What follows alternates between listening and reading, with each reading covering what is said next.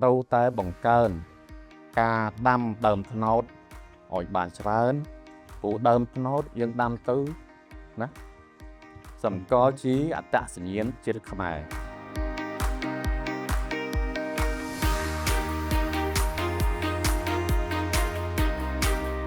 ការដាំដើមឈើនេះយើងដាំទៅតាមសាលារៀនផងដាំទៅតាមទីវត្តអារាមផងបាទដាំទៅតាមផ្លូវសាធារណៈផងដាំទៅតាមតំបន់រមណីយដ្ឋានទេសចរផងអញ្ចឹងការដាំដើមឈើថ្ងៃនេះយើងគិតថាពិតជាមានសារៈសំខាន់និងបានផ្ដល់ផលប្រយោជន៍ដ៏មហាសាលដល់ជីវិតមនុស្សគ្រប់គ្នា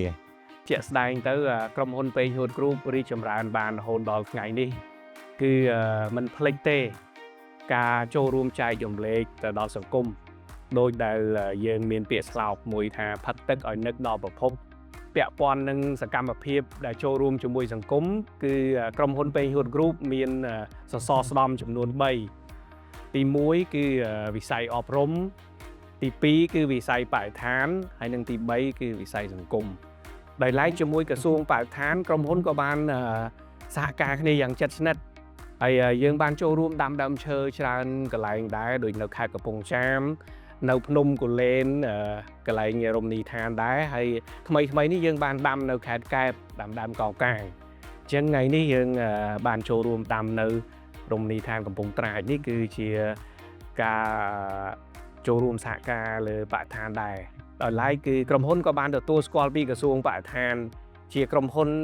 ដែលអភិវឌ្ឍប្រកបដោយមេត្រីភាពបរិស្ថានចំនួន2ឆ្នាំជាប់គ្នាដែរហើយក្នុងរយៈពេល3ឆ្នាំមកនេះពីបរិស្ថានក៏បានផលិតកូនឈើជាង 100000 កូនផងដែរដើម្បីចែកជូនសាធារណជនដោយមិនមានការគិតថ្លៃទេហើយកម្មវិធីប្រឡងបៃតងនេះទៀតក្រសួងបរិស្ថាននឹងរៀបចំនៅខែកក្កដានេះនៅថ្ងៃទី10ដល់ថ្ងៃទី13បាទនៅក្រសួងបរិស្ថានដើម្បីចែកជូនហើយក៏ជាសារមួយដើម្បីលើកទឹកចិត្តទៅដល់ប្រជាពលរដ្ឋយើងទាំងអស់ចូលរួមទៅក្នុងកិច្ចការងារបង្កើនគម្រោងបៃតងធ្វើម៉េចដើម្បីឲ្យអភិក្រិតកបោរបស់យើងនៅឆ្នាំ2050នេះធានាថាបាន